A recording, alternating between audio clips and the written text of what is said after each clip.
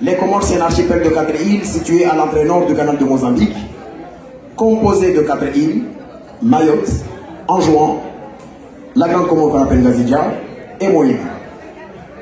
Ces îles, dans leur histoire, ils ont rencontré la France à partir de 1841. Mais je le dis et je le répète et je le dirai toujours. L'histoire de cet archipel ne commence pas en 1841. Ce n'est pas l'avènement de la France dans l'océan Indien qui constitue le début de l'histoire des Comores.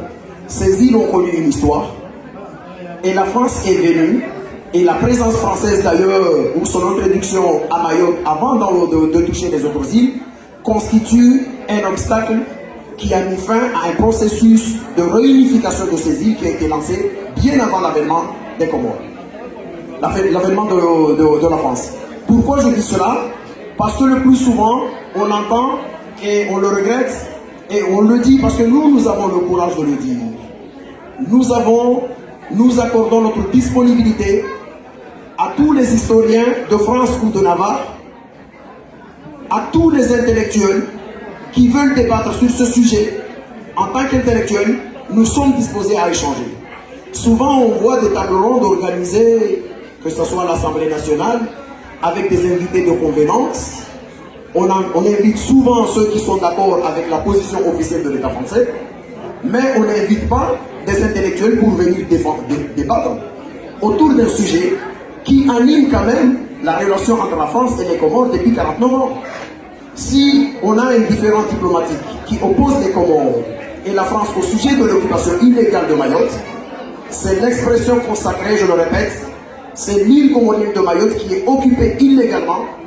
Cette expression ou ce vocable n'est pas une invention comorienne, c'est le droit international qui le dit, parce que c'est la résolution 3385 des Nations Unies qui le dit. Donc, j'ai voulu clarifier cet élément, parce que souvent certaines personnes nous disent « Oui, mais les Comoriens n'ont jamais été ensemble avant l'avènement de la France, et c'est la France qui les a unis », c'est faux. C'est faux pourquoi? Et je voudrais nuancer. Le plus souvent, quand on parle de Bismarck en Allemagne, ou quand on parle de Garibaldi, on dit que ce sont des grands unificateurs.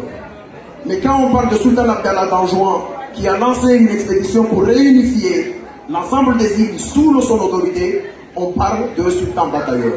Pourquoi les nôtres, quand ils veulent unir notre pays, on les traite de sultan batailleur, et quand ailleurs, les mêmes ont fait exactement pareil, pour reconstituer la nation, on parle des unificateurs. Deuxième élément, parce que cette conférence, c'est à la fois parler de l'histoire, mais aussi inviter certains à réfléchir sur notre façon de lire l'histoire. Je le dis, je donne un exemple. Le plus souvent, nous avons cette culture qui dit que tout ce que je lis dans un livre est forcément la vérité. Je le répète, le livre n'est que la transcription graphique de la pensée de son auteur. On voit souvent, et même dans les débats, et même dans les archives françaises, on voit souvent certaines choses où certaines choses sont dites alors qu'elles sont fausses. J'en prends pour exemple, pour rafraîchir la mémoire, celles et ceux parmi vous qui ont eu la chance d'écouter la conférence, la table ronde organisée par l'Assemblée nationale française récemment, vous avez entendu parler, le président a dit que la consultation du 22 décembre 1974, c'était une consultation proposée aux Comoriens pour choisir île par île quelle île veut l'indépendance ou quelle île ne l'avait pas. Mais c'est faux et absolument faux. Et en plus, c'est une honte que dans une institution de cette facture, on s'autorise de dire des fadaises de cette nature. Ce n'est pas ça. Donc c'est pour cela qu'on a voulu un peu exposer ces éléments-là et vous dire que on commence au plus récent, c'est que bien avant, on est au XVIe siècle. Je vous invite à aller lire le livre de Alfred Thierlet. Lui, il a écrit un livre qui est apparu, qui est publié bien avant que la colonisation française choisit de diviser l'État comorien. Parce que méthodologiquement, quand vous allez lire un livre, je vous donne l'exemple d'un historien aussi français qui s'appelle Jean Martin. Jean Martin, il commet un article avec un autre historien qui s'appelle Pierre Véran, des grands historiens que j'ai lus dans le cadre de ma formation universitaire à Madagascar. En 1900, avant que la France choisisse de diviser ou de balkaniser les Comores, ils écrivent en disant que ces îles ont tous eu une histoire commune, malgré qu'il y a eu des sultanats ici et là. Mais quand on regarde le Chioni en jouant en Moyélie à la Grande Comore, c'est la même chose. La structuration sociale, il n'y a que Comore qu'on parle de sultanat et de cette organisation. Nous avons des organisations similaires. Et je le rappelle ici qu'en 1835, c'est-à-dire que la France est venue à Mayotte en 1841. Nous sommes en 1835, 6 ans avant. Le sultan Abdallah II d'Anjouan a lancé une opération militaire à Mayotte pour reconquérir Mayotte et installer Oumar Maslah à Mayotte en tant que gouverneur de Mayotte qui représente l'État d'Anjouan. Ça, vous ne le verrez jamais dans les documents. Le plus souvent, ils disent n'importe quoi. Je vous donne le cas du livre de Jean Martin. Jean Martin, il écrit un livre sur Mayotte, département français. Il met la bibliographie, la chronologie des événements qui ont marqué l'histoire de cet archipel. Mais il y a une date qu'elle a oubliée. Vous imaginez, c'est quelle date? C'est le 12 novembre 1975, c'est-à-dire la date de la reconnaissance de l'État comorien au niveau des Nations Unies. Quand un historien de cette immense facture écrit un ouvrage et il fait avoir oublié le 12 novembre 1975, ça ne s'appelle pas un oubli, ça s'appelle de la malhonnêteté intellectuelle. C'est pour cela que j'appelle à chaque fois, quand on lit les documents de l'histoire, il faut aussi le lire avec le regard critique. J'ai regardé, avant de venir ici, le journal Le Monde Diplomatique. Ils ont cité des grandes lignes de l'histoire des Comores. Et quand vous regardez dans cette histoire-là, il y a 2 dates qui manquent. Le 12 novembre 1975, la reconnaissance de l'État comorien par les Nations Unies. Et aussi, une autre chose, une autre date, c'est 1946. Pourquoi 1946? C'est ça que je veux le dire. Parce que souvent, il y a des gens qui expliquent que les Comoriens, les Mahorais n'ont jamais voulu être Comoriens. Souvent, vous l'avez déjà entendu. Sauf qu'ils oublient que la France est venue en 1841 à Mayotte. Après Mayotte, il a signé des actes de prétectorat avec les autres îles. Et en 1912, nous sommes tous devenus des colonies et une dépendance de Mayotte. Et en 1912, l'ensemble de ces îles sont rattachées avec Madagascar. Première injustice qu'on a subie, parce que non seulement que nous avons subi la colonisation, je le dis et je le répète, la colonisation c'est une abomination qu'on ne mérite pas de le vivre. S'il y en a certains qui pensent que la colonisation nous a apporté grand-chose, la colonisation c'est une abomination. Aucune nation ne mérite d'être colonisée par qui que ce soit. Il faut que ça soit clair là-dessus. Il n'y a pas un débat. Il n'y a pas un débat à faire. La colonisation nous a apporté ceci. À partir du moment où nos parents ont été humiliés, notre culture est considérée comme du folklore. Tout ce dont nous avons, on essaie de nous expliquer que c'est pas ça. Ce n'est pas, on n'a pas adhéré à ça, on nous a colonisés, on nous a humiliés. Et à celles et ceux qui disent non, on n'était pas prêt à prendre l'indépendance, je me demande souvent, il leur en fallait combien de temps pour briser les chaînes de l'abomination et de l'humiliation. Moi, je dis toujours merci à celles et ceux qui ont brisé les chaînes de l'humiliation. Et surtout, il ne faut pas faire la confusion entre la mauvaise gestion qu'a subi l'indépendance et le droit à l'indépendance d'un peuple comme les Comores. Parce que souvent, certaines personnes disent, mais à quoi a servi l'indépendance? Pourquoi vous célébrez l'indépendance? Nous célébrons l'indépendance parce que c'est le jour de la fierté. C'est le jour où nos parents, ou nos aïeux, nos aînés, certains sont ici, ont brisé les chaînes de l'abomination coloniale et de l'insulte et de l'humiliation. Et ils nous ont légué un État avec les clés, avec le choix de choisir quelle orientation voulons-nous donner de notre pays. Si nous avons, ceux qui nous ont gouvernés aux Comores, ont choisi de mettre les Comores dans une voie de garage, c'est leur responsabilité. Les 365 jours de l'année, des 49 ans d'indépendance des Comores, qui se soldent avec le chaos que nous connaissons aujourd'hui, ou avec ces insuffisances que nous déplorons aujourd'hui, n'a rien à voir avec le droit du peuple comorien à être indépendant. C'est 2 choses différentes. Et même si cette indépendance, mais ça vous verrez avec mon ami, je reviendrai dans le débat après, mais il n'y a pas, tout n'est pas à jeter. Je le rappelle ici juste le sol. Avant 1974, on avait 14 médecins au Comores. De 1900, depuis qu'on a pris l'indépendance, ou dans les années 90, les premiers médecins comoriens, on avait président Cheikh qui était médecin diplômé de l'université de l'école de Beflatanan à Madagascar en 1926, parce que souvent il y a certains qui disent non, Cheikh n'était pas un médecin, il était un infirmier, etc. Non, Cheikh c'était un médecin, il est sorti de l'université de Beflatanan, de l'école de Beflatanan de médecine, promotion 1926, les archives sont là. D'autres médecins comme le docteur Amada de Moïli est sorti de l'université de Montpellier en 1962. C'est le premier médecin comorien formé en France. Et le deuxième médecin, c'est le docteur alaouianis de Wani, qui a été formé à l'université de Montpellier. Il va y avoir Dr Bouddha, Dr Turki, etc., etc., etc. Mais ça, on verra pour le débat. Aujourd'hui, la ville Awani a plus de 45 médecins. Vous imaginez, la colonisation, on avait 14 ou 15 avant que la France parte de 1841 jusqu'à 1974. Et aujourd'hui, nous avons des médecins chez nous. C'est important, mais ça, on verra. Donc, je le rappelle, 1841, la France est venue à Mayotte. La France n'est pas venue à Mayotte parce que les Mahorais voulaient. La France est venue à Mayotte parce que la France a perdu toutes ses possessions coloniales de l'Inde. Et au même moment, la France a perdu, parce que ça c'est le contexte, la France a perdu l'île de Maurice qu'on appelait à l'époque l'île de France. Et lorsqu'elle a perdu l'île de Maurice, la France était obligée de se chercher des îles d'attache dans la zone de l'océan Indien occidental, et particulièrement des îles autour desquelles il ne va pas se retrouver en confrontation avec les Anglais, parce que c'était les Anglais qui sont devenus les maîtres du monde à cette époque-là. Le gouverneur qui a été installé, le gouverneur anglais installé à Maurice, Robert Farquhar, a commencé à tisser de bonnes relations avec le royaume Merna de Ratama, et c'est en ce moment-là que la France a se déporté de l'autre côté de nos îles. Mayotte, puis après, je vous ai dit les autres îles. En 1912, nous sommes rattachés avec Madagascar. Le premier combat politique des Comoriens des 4 îles, c'est Mohamed Cheikh et l'ensemble des Comoriens et des enfants des 4 îles, c'était de se battre pour qu'on nous sépare de Madagascar. Parce qu'on n'avait rien à voir avec Madagascar. Nous sommes une nation. La nation comorienne existe avant même que la France vienne dans nos combats.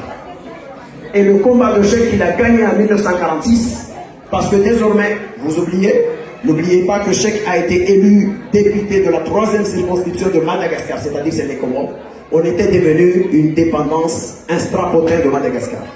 Ce qui était une humiliation pour une nation comme celle des Comores. Et en 1946, nous avons obtenu le statut de territoire d'outre-mer des Comores, constitué des 4 îles avec comme capitale Dzaoudzi à Mayotte. À celles et ceux qui disent que Mayotte n'a jamais été comorienne, je me demande pourquoi la capitale des Comores était là-bas.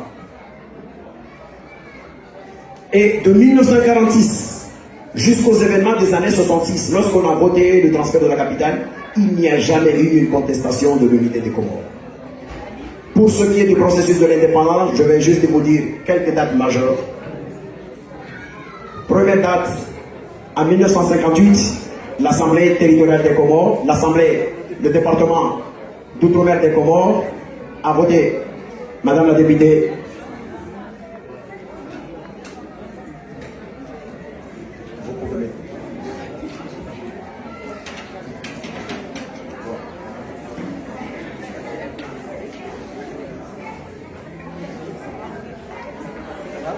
donc, on a eu, à partir de ce moment, je vais vous dire les grandes dates qui ont marqué l'histoire des Comores vers l'indépendance.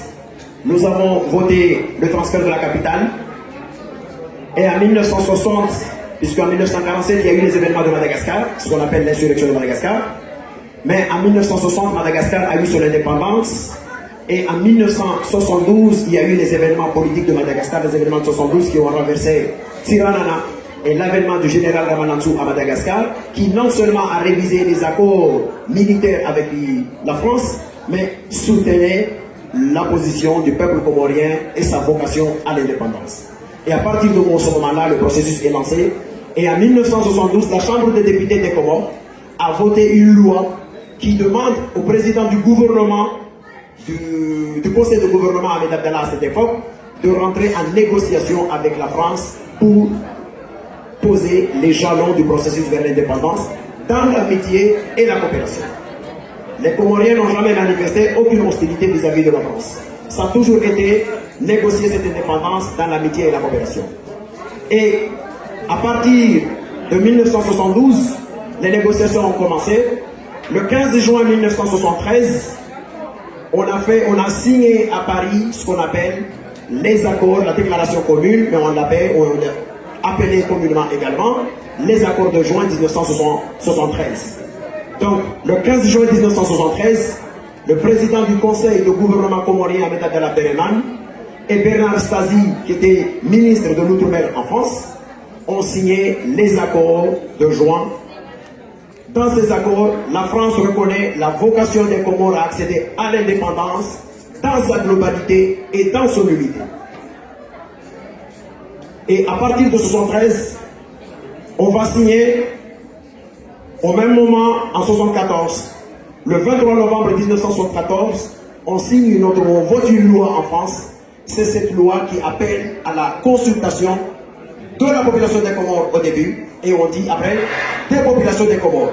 Le plus souvent, certains disent c'est parce qu'on a dit nous allons consulter les populations des Comores. J'en connais des gens ici qui parlent du territoire de Périgueux, du territoire de Nanterre, du territoire, etc. Ces gens-là ne vont pas nous dire que ces territoires n'appartiennent pas à la France. Et il y a eu cette consultation le 22 décembre 1974.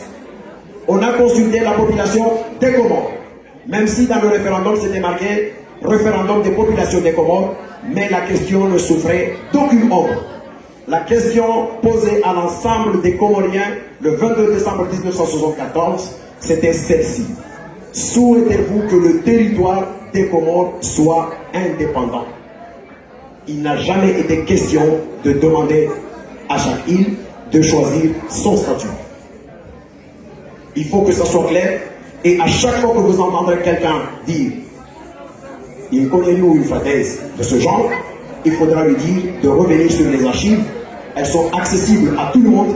Il suffit d'écrire sur Google ou sur Légifrance la loi du 23 novembre 1974 au Comores, et vous verrez la loi dans le journal officiel.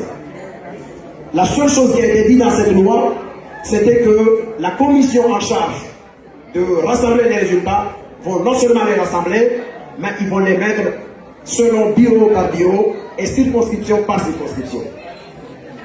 Et le 22 décembre 1974, les Comoriens ont été consultés et l'ensemble de la population comorienne a répondu un oui massif.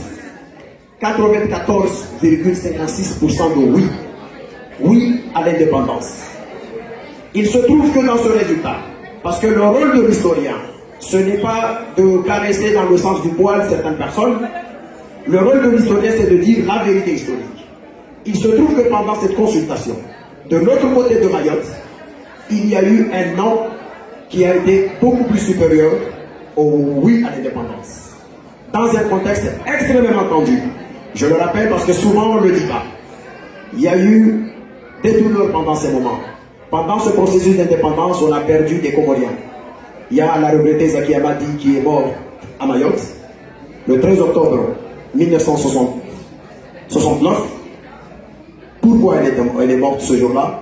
Parce que tout simplement, l'État comorien, après avoir constaté que l'ancien député Marcel Henry, ou sénateur Marcel Henry, a changé Kazakh, il défend la départementalisation contre l'indépendance comorienne, le gouvernement comorien a changé Marcel Henry, qui était le représentant des Comores au Conseil d'État, au Conseil économique à Paris, en nommant un autre Mahorais, mais les femmes mahoraises qu'on appelle les chatouilleuses ne voulaient pas que ce monsieur parte. Ils ont voulu le faire noyer ou le faire tous les primates possibles. Et c'est à ce moment-là que la gendarmerie française a refusé d'intervenir pour sauver ce représentant. Et la garde comorienne était obligée de s'interposer. Et dans ce cafouillage-là, cette dame est tombée et elle a fait une hémorragie. À Mayotte, on dit que c'est les Comoriens qui l'ont tuée. La seule chose que je demande aux Mahorais, je sais en tant qu'historien que l'autopsie a été faite par des médecins de Tourcoing. Et l'autopsie est dans les archives de Mayotte. Comment se fait-il que, depuis ce moment, les archives mahoraises ne communiquent pas l'autopsie alors que la législation française l'autorise à partir de 25 ans, depuis le décès de la personne? Si jamais il y avait une vérité par rapport à ça, et pourquoi l'autopsie n'est pas rendue publique? C'est aussi ces genres de mensonges que nous sommes en train de lutter par rapport à cette question-là. En 1973, le 13 février 1973, un Mahorais qui s'appelle Setoum a tué un enfant mahorais au nom de l'indépendance des Comores. Donc ceux qui vous disent qu'à Mayotte, 100% des gens ne voulaient pas d'indépendance. Il y a eu des Mahorais qui ont tué d'autres Mahorais ce jour-là. Mais vous n'entendrez jamais parler de ce garçon, parce qu'en parlant de ce garçon, ça met une tâche dans le roman national mensonger qu'on est en train d'écrire, parce que ça démontrera qu'un Mahorais a voulu défendre l'indépendance des Comores jusqu'au point d'en finir avec la vie de notre sœur. Regrettable. Mais tout ça, ça s'appelle c'est de l'histoire. On peut regretter les événements de l'histoire, mais ça, c'est la vérité historique. Qu'est-ce qui s'est passé et pourquoi ce cafouillage avec la France? On a fait cette consultation.